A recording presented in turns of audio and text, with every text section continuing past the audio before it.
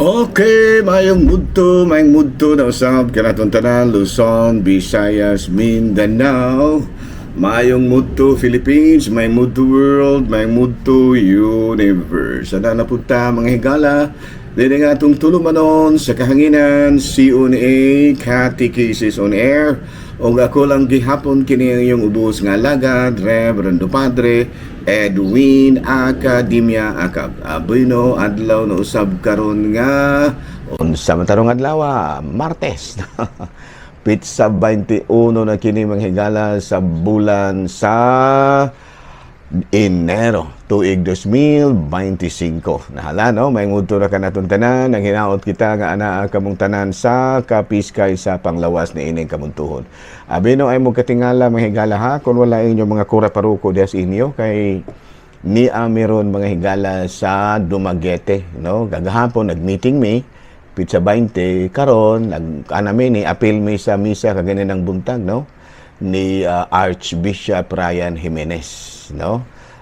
Muna amo ang kuan kanina, no? Nag Thanksgiving Mass si Archbishop Ryan Jimenez, no? Kini si Archbishop Ryan, produkto ni siya sa kuan St. Joseph Seminary College nga karon obispo na dito sa Guam, no? Doon na pag-iusa ako gahapon tong contemporary si Bishop Romeo Convocar, no?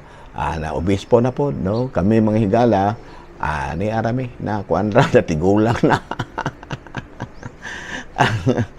Ay, madayang magama obispo pa dyan.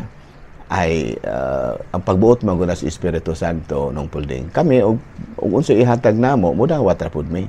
O gimuon ming obispo, mudawat rapod mi, no? Og unsa himoong tagaan mi og parokya, o sarapod dili mo guna among kaubuton nung pulding nga mahimo ming obispo. Kabubuto na sa Santo Papa, ubos sa rekomendasyon sa mga kaobispuhan ug mga kaubana namong pare. No? Pero ang mo-approve gyud nga mahimo ming obispo ang Santo Papa gyud, no? No? So na nga alang kanako, no? Og maobispo maayo og madili pod padayon ra gihapon ta, no? Kay kining ato ang pagkapari more on service man eh. No matud pa sa kanang pagtulunan sa Spider-Man ba. The more position, the more responsibility, you know, pangalagad, no?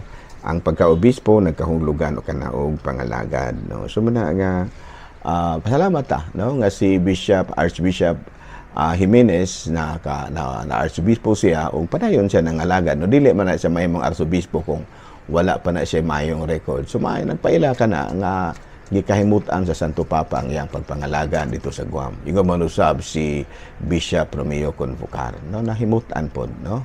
Kami sa kunang ginaingon o unsay plano po Espiritu Santo namo, okay ra pod mi.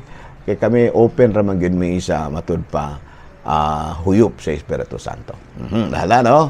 Padayon ta mga igala, adlaw karon nga Martes, no? Pizza 21 na kini sa bulan sa Enero, tuig 2025. Nahala, no?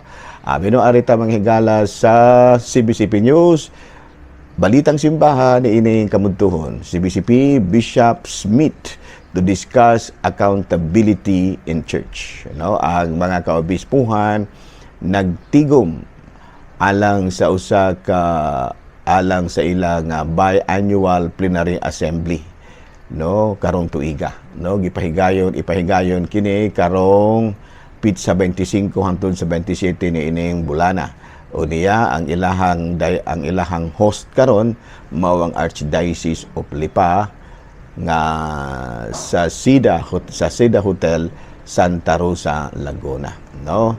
Himuon nila ang ilahang matud pa community prayer og ilang hisgot-hisgutan ang mga isyu nga giatubang niining bulan sa niining tuig 2025. Balita mga higala gikan sa Vatican, Pope expresses appreciation for Gaza ceasefire agreement and Cuba releases prisons. Mao ka na mga higala, no? Gikahimuot kayo sa atong talahurong Santo Papa nga matud pa panagsabot-sabot alang sa tigil sa hunong pabuto, no? Ceasefire mga higala, no? hunong sa panagsangka, no? Kana bitong paghunong sa pusilanay didto sa kining Gaza, kay sa kasamtangan mga higala ang Hamas manggod ug ang nasod sa Israel nagbinumbahay mga higala, no?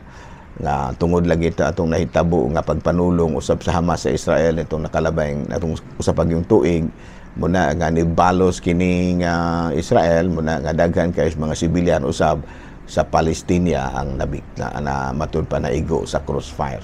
Unya laing balita nga nakapahimuot pod sa Santo Papa mao nga ang nasod sa Cuba nagpagawas kini sila namuhi sila mga pineriso, no? Gipadayag kining mao nga kalipay sa talahurong Santo Papa sa pagsaulog niya sa Angelos nitong nakalabayng Domingo, no? Ang mao nga gihimo sa Cuba nga pagbuhi og mga pineriso subay usab sa Jubilee Year of Hope, no? Unya nanawagan usab ang atong talahurong Santo Papa ug dugang mga pagampo alang sa kayusahan sa tanan nga mga magtutuo ni Kristo. Mao kadto mga higala, mga balitang simbahan ining kamuntuhon. Binong arita mga higala sa Saint of the Day, no? January 21. Okay, ang ato ang Saint of the Day karon mao si Santa Agnes. Uy, igsuon ni siya ni Santa Clara, no? 13-year-old Christians, unya many suitors, but he denied them all, telling that she was meant for Jesus. No, governor's son, oy dili din ni si Agnes nga katong igsuo ni kuan. Igsuo ni Santa Clara, lahi ning Agnesa, no? Saint Agnes. No, unya daghan kayo ang mga dato, no, nga gustong makigminyo kining ni Saint Agnes, pero bata pa magud siya, no?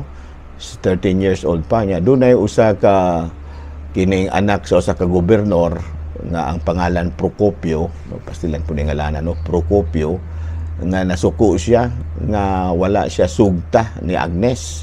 Mao nga iyahang giakusa si Saint Agnes of being a Christian, and of course Saint Agnes was arrested and martyred, no? So karong adlaw mga higala ginumduman nato ang lain na pong patron sa Katolikong simbahan nga mao si Santa Agnes. Dili ni siya katong manghod ni Juan.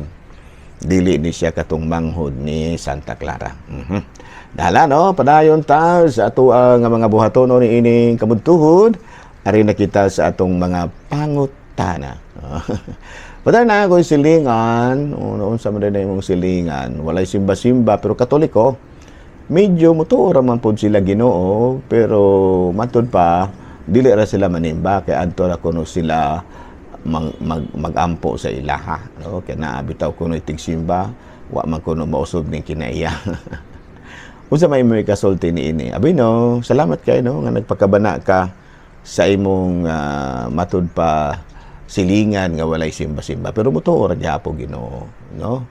So mana no unya matud pa ato iampo ra gina sila, no, og sa in English pa na i-lift up ni sila ngadto sa Dios, no? Kining iyang pamilya nga walay mga simba-simba. Unya secondly, mas maayo dagway nga mag-set mo good examples to them, no? Kana bang maayo bitaw nga sanglitanan, no, alang kadila, no, aron nga pinaagi kaninyo masabtan gyud sa inyong silingan kung unsa di ay ang sangputan kung kita sumusunod ni Kristo. Nga anaa ang matud pa kalipay, joy, anaa ang religiosity, no, Diyos noon, ug ingon man sa maayo ang relasyon sa usag-usa. Muna, no, sa to pa makita gyud sa buhat ang inyong pagka-Kristiyano. Usa kini nga makapadani kanila, no? Ay, wala ra nay pugsa na ita. Unya, kung dunay mga kalihukan sa simbahan, ikuan sila. Doon ay mga seminar, doon ay mga community activities, doon ay mga seminar, i-involve sila kung madala. Pag madili, ay napugpugsa. No, basta makapakita ra gyud mo sa inyuhang mga mayong kinaiyang ato kanila. Mura gina, wala na gyud laing mahimo pa. Of course, iampo din paghuman magpakita ta og mayong ehemplo tungod sa ato ang mayong tungod sa atong pagka-Diyos noon. Unya, alang kanato nga alang ni adtong mga alang ni adtong matud pa tinimbahon, kinahanglan makabalo po ta og unsay mga benepisyo nga atong madawat kung kita musimba. Ano sa may mga benepisyo. Matud pa makahatag kini kanato og kadasig sa kinabuhi. No, ito ba murag alive kay ta ba? Kay niingon man si Kristo nga ako ang pan sa kinabuhi. No, nga ito pa kung kanunay kitang musimba nya mga lawat kita, alive kay nga tuang kinabuhi, no? Unya malipayon ra gyud ta, no? Dunay mga problema, feeling nato do na kitay kauban, no? Kanang bitaw gitawag nato sa in English og kining peace of mind, no? Malinawon ra gyud ta, no? Mo gyud usa sa mga benepisyo nga atong madawat kung kita hinimbahon, no? Klaro, ano nga tunay ra gyud tay peace of mind kay sa matag karon og unya labi na muwali gyud si padre kada adlaw makadungog-dungog tas mga pagtulunan, at least makakuan gyud ta, ma-feel gyud nato ang mga pagtulunan. Okay? Hala, lain pangutana, Pader. Nakadungog ko og mixed marriage, o po sabot ni anak. Abi no kanang mixed marriage, that is the marriage between persons of different racial, ethnic or religious groups. No, sa ato pa kinibang mixed marriage kana bitang panalitan ikaw kuang ka kanang aglipay ang imuhang gustong mapangasawa Katoliko o ba ikaw Katoliko nya gusto kang mangasawa og kining gitawag natong aglipay o baka protestante, no, pwede ra mong kaslon bisag dili magpabunyag sa Katolikong pagtuo ang imong pangasawunon, no, nya but the Catholic ikaw nga Katoliko ka, you must declare that you are no kanang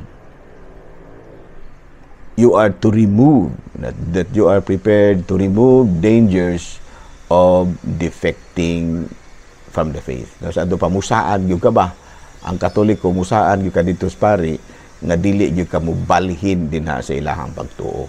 No, muna gino pwede ra mong kaslon basta ikaw musaan ka nga di gyud ka magpadala sa iyahang pagtuo. Unya ikaduha, ang inyong mga anak kung do na manggani kung mga anak manggani mo, no, ang inyong mga anak kinahanglang ari gyud bunyagan sa Katolikong simbahan. Klaro ba? Ato kanang mixed marriage, parehas mong Kristiyanos pero lahi-lahi lang mo og denomination. Katoliko o baka aglipay, Protestante, Pentecostal o Foursquare, Grace o unsa pa na din na, no? Pwede ra na siya pero pwede ra na siya nga dili pero dili ra bunyagan. Kaya mixed marriage naman. Pero nalagay mga kondisyon nga ikaw nga Katoliko, no, saad jud ka nga dili jud ka mobalhin sa ilahang relihiyon. O ikaduha, ang inyong mga anak kinahanglan nga bunyagan gyud sa Katolikong simbahan. Okay, klaro? No, padayon ta ari na punta sa laing topic, no, kining gitawag og disparity of cult, no? Kining disparity of cult mao kini ang kasal sa Catholic o lain nga kanang Kristiyanos, no, Catholic, Christian Catholics ug ang lain nga relihiyon, no. Dili na gyud Christian religion ko ana ba to kanang Buddhist, no, Muslim, ingon ana. No, pwede gihapon. Kaslon gihapon na nato nga walay dili bunyagan ang Muslim o baka Buddhist o Taoist, Zoroasters, ingon ana, no, nga dili na bunyagan pero mao gihapon kondisyon, no, mao gihapon kondisyon pero magpabalo lagi mo ni Monsignor Gamaliel Tulabing kay mananghid man kita na ana kanang mga mixed marriage, kanang mga disparity of cult, mananghid kita sa ato ang judicial vicar, no, mao gihapon pamaagiha, no, nga ang Katoliko musaan nga di gyud sa mobalhin sa laing relihiyon ug ikaduha ang ilang mga bata magpuyo gyud bunyagan gyud sa Katolikong simbahan. Klaro? Hala, no, di na lang ako nakita kutob ha. Saon man ni nga medyo bisi-bisi makugamay. Ako lang gihapon kini yung ubos nga alagad Reverendo Padre Edwin Academia Akam. Okay. Padayon ta mga higala. Daghang salamat.